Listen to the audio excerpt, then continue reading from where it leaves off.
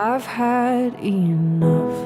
Feels like I'm burning down. The flames rise up, and I can't tell what's coming next.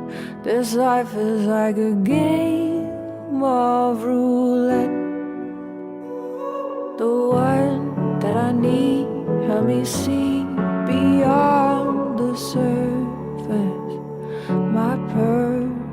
You are my North Star. You were my always. You are my compass. Now I've turned sideways. Ready to turn to ashes, ashes. When it all comes down. When it all comes down. A cold wind sits up on my back. The sky is getting full and turning black. I lost my way when I lost you. I need a moment more. This can't be true. The one that I need. Claire Guerreso, look at you. How are you doing? I'm good. How are you? It's nice to see you. Same. Where are you coming to us from, Claire? I am in Nashville. You're in Nashville. Okay. So Right. you don't, go ahead. What about you? Same, in the Gulch. Oh, right. Yeah. Very cool. Yeah. So I can see that cloudy day behind you, and I can relate. Yeah. It's like spring, but not really, you know? Almost. You know. Almost. Almost. But Claire, what a talent you are. Like, what a firecracker. I mean, how to even describe you to my audience? You're a producer, you're a rocker, you're a badass, obviously. You're a cake decorator. I mean, you do it all, girl. I mean, 50 million streams on Spotify, 3 million YouTube plays. You're like, been on a million shows, a million movies, commercials. Welcome to the show, Claire. Thank you so much. I'm super stoked to be here. Absolutely, absolutely. And you know what? Just to give my audience just seconds of sample of what you're about, just indulge me here. I mean, look at stuff like this. You know? It's like you got us dancing, you got us shaking, you got us and there's like a million of them. Ashes. Like, Claire. Like my chills have chills, you know what I mean? It's like a little bit ridiculous. Like, You are listening, so kind. listening to your playlist, it's like a treat. It's the best. But anyway, Oh my God. Okay, I am very impressed with you. You have definitely done your homework. Pulling out the cake decorating, like, yes. You know what? Let's start with there. Like, screw the music. Like, where did the cake decorating come from? Like, you are amazing at that. What? Oh my gosh, it's a hobby, it's so funny because I'm like such a perfectionist with everything, like music and life, and I'm just a perfectionist. But so I was like, man, I love baking and I love like bread baking. So I went to cake baking, and actually last May I made a producer that I work with, I made his wedding cake for him, actually the guy that produced CEO. Big responsibility. Wedding cake. Yeah, so I made his wedding cake and they loved it and it was great. But that is like, I joke around when I say that was my first and my last wedding cake. I just like doing it for fun. But yeah. I mean, it's amazing, and people can follow you a little bit on social media, how you make them. But Claire, like, you mentioned you've always been a perfectionist. I mean, your songs are perfect, so it makes sense.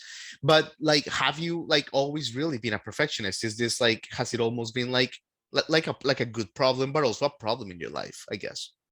I mean, I wouldn't say that it's a problem. Right. I would say that it's a good problem to have. Just because I know that everything that I make, like, whether it's food or music, I know that it is presented exactly how I want it to be presented. Yeah. So, Yeah. and for an artist, I mean, that's like huge because when you get in the artist wheel, you have like your publisher weighing in, you have your promoter or PR weighing in, manager, like everybody kind of weighs in on what you do. So you kind of have to be a perfectionist in order to make something that you're proud of.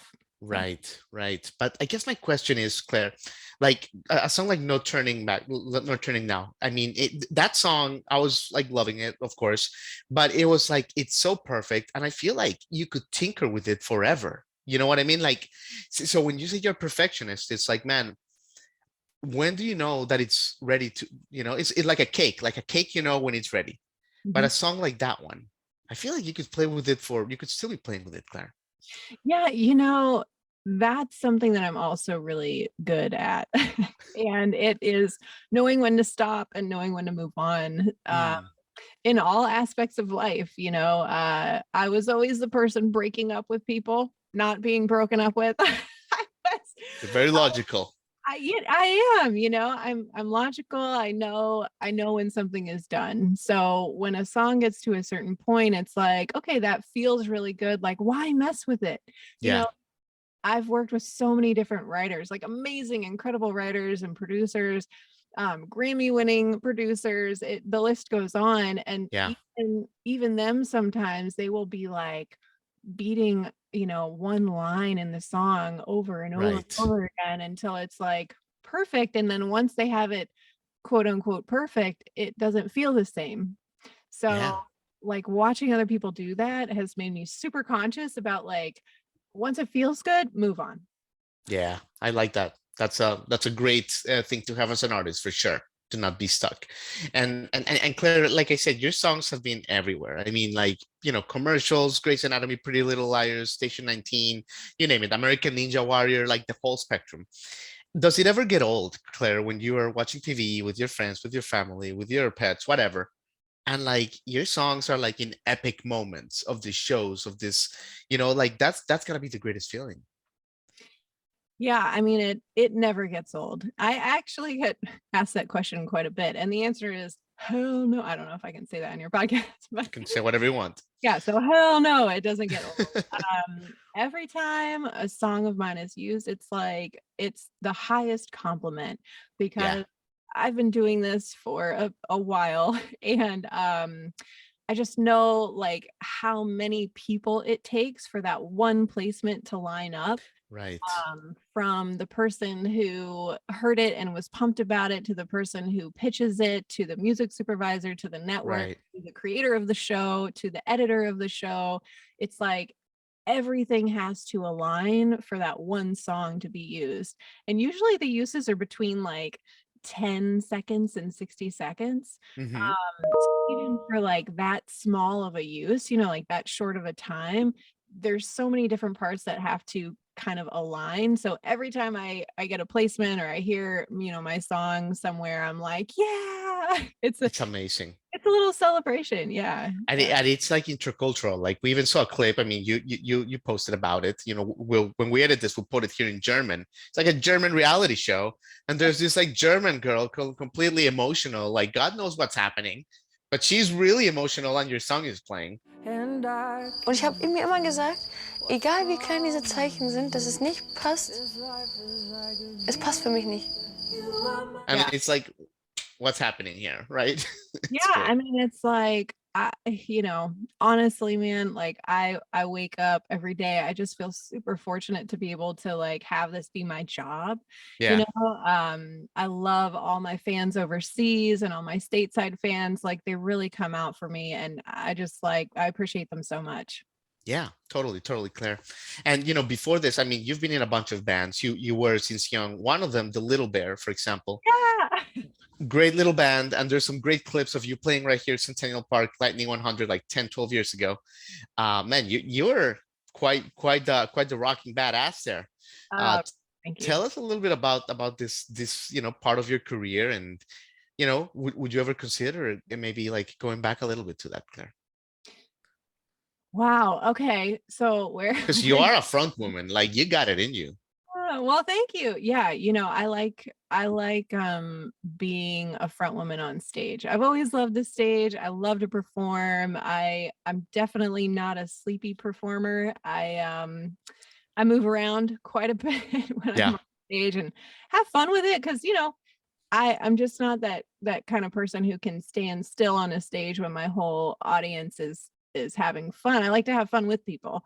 So, I mean, I play shows now and then. Last year I played a show at Mercy Lounge here in Nashville, and it was a lot of fun. And then, I haven't really been playing out much because obviously, things going on, COVID and all that stuff. It's been weird, yeah.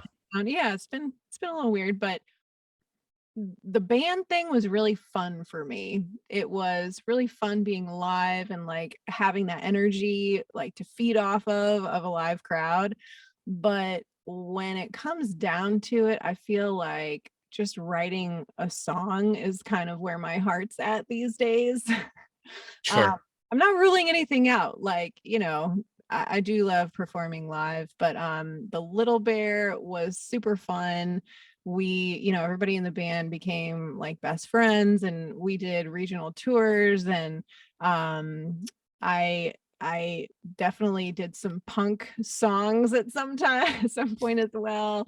That was fun. I grew up in the rave scene, so like I'm into EDM as Nice. well, and I grew up going to like underground punk rock shows and hip hop shows out in Colorado, which is where I'm from. You're from Boulder, right? I am, yeah. And they have an insane music scene out there. So I don't know. I think like, I think my love of music kind of like morphed into writing music, and then that kind of morphed into really loving the stage. And then now I'm kind of like in A little bit of everything, taking over the world. That's what you're doing. Yeah, I'm in a little sweet spot. I get to like go to the studio and write, I don't know, write rock songs one day and then go back and write like slow ballads. And Sure. I like the freedom of what I do now. Absolutely. You're not constrained to anything. That's great. And you mentioned you're from Boulder, Claire. And that explains a lot about like you, because you're such like a complete like artist. But there's such a great Colorado music scene, like you allude to. Yeah. You live in Nashville. I would say, like, I guess the question is, how would you compare them? Because we have a lot of friends that moved there and they moved here, and there seems to be like a synergy. Like there's something special there. What is it, Claire, about Colorado? Oh man, short answer is the mountains. The mountains. The mountains. Yeah, the mountains, I feel like they draw a certain type of person in, maybe. Yeah. Like more of maybe a creative type, down to earth creative types, I feel like are kind of drawn there. And I feel the same way about Nashville, honestly. Like, yeah, the music industry, and obviously it's like gorgeous here. So I think they kind of draw from the same pool of people, those just like down to earth creative people. Agree. Yeah, for sure, Claire. And Claire, actually, let me ask you this. We're recording this in March 2022. Lately, I've been reflecting a lot about the past 2 years, and you seem to be so grounded. I mean, your music is like as better than ever, because we heard the whole thing, like, and we feel like you're doing your best stuff right now. But I've got us thinking, like, 2 years ago, Claire, who were you as a person that you're no longer today? Like as a human, like, what did you shed, Claire? Because I feel like you got everything under control. That's how it seems like. How honest can I be? We're all about honesty here. I'm gonna be real with you. I completely switched my team about 2 years ago. Okay. So I had been with a team that was not a team at all. And so about 2 years ago, I switched. I started working with all new people. I kept working with my same, favorite group of producers that I work with, but my team changed, and it was kind of a game changer for me. So you made this switch during the pandemic? Was it like a breakthrough, basically? I did. Yeah. Okay. It was by choice. I was signed somewhere, and it was just it was a toxic environment. Sure. I decided to just switch it up and to get a new team, and it's been great. It's been amazing. You're with Cobalt now, right? I am. Yeah, Cobalt is fantastic. Yeah. I love it. And without going into details, but it must have been like a little scary, you needed some courage, right? To take that leap. I laugh in the face of fear. Oh my God. Oh my God. We need you to do a seminar, a motivational speaker, Claire Guerreso, please.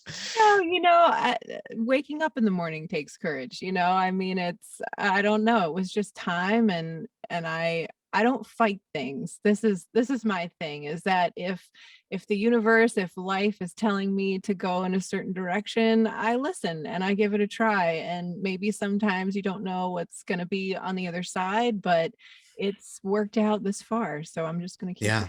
it. I love it. I love it. And I'm going to pull a little deeper here because for you to have this engine, there has to be a strong why. You must have a really strong why that keeps you going. Not every day, like you say, we wake up motivated and skipping out of bed. Some days are harder than others. Some Sure. days are colder, snowstorms, the whole thing. What's your why, Claire? Because you're creating something really special, really enduring here. And I'm curious, like what the engine is there. Wow. You have fantastic questions. No, you're a fantastic guest. I would say my why is that I am acutely aware of the fact that I'm just a very small part of this thing called life. And being that tiny little part, I think about all the other parts, which to me are all of the other people around the world. And I think my why is music helped me so much when I was growing up. I had a pretty difficult earlier life. And growing up, I really relied on music. And that's kind of where I felt the safest, was when I was listening to music or seeing shows. And so I think about everybody else in the world and I think, man, what am I, little old me, what am I going to contribute to this life? And so I think my why is just like, I get messages on social media and through DMs and, my website and stuff. And there are these people out there that are listening to my music they're sharing with me that it's getting them through these like insanely difficult periods of life in their lives. And I think that's my why, is that when somebody reaches out and they say, man, my brother just died and I'm having a really hard time and I'm listening to your song, it's time, over and over again, I listen to it every day and it's really helping me. I think that's my why. Claire, I think that, like you're an amazing artist, and Winnie, you were special, but I think that the takeaway here is that you're a giver, right? And the secret to living is giving. And through your music, through your shows, through the placements, really, these are just vessels for what you're doing. Like you said, you're giving light, you're giving hope, you're giving safety, you're giving love, which is what it gave you. Like, this is the most beautiful thing, Claire. Like, what an incredible thing you're doing with your career. Yeah, I mean, not every lyric that I write is like, super profound. Like my my CEO song that you played, I'm a little bit lady, but a lot of bit freak. Call me Sabrina, got tricks you never seen. I mean, those aren't like heartfelt, but they're still fun and I still identify with them because, I am a little bit lady and a lot of Yeah. it freak, so. But there's places in the world for that emotion as well. You know what I mean? Yeah. Amazing. Sure. Amazing. Well, Claire, I think you said it all for today. Look, you are an amazing artist, an amazing soul. We're so happy that you're in Nashville, like just breathing the same air. And, I think you're just getting started with a brand new chapter. And I think that you're creating something really meaningful and long lasting here with your career. And kudos to you for that, because you're not looking at the short term. You're building something solid here. Hey, I sure hope so. It's been a fun ride so far and it continues. Absolutely. Well, Claire, thank you so much for your time. Thank you. Have a great one. All right. Bye.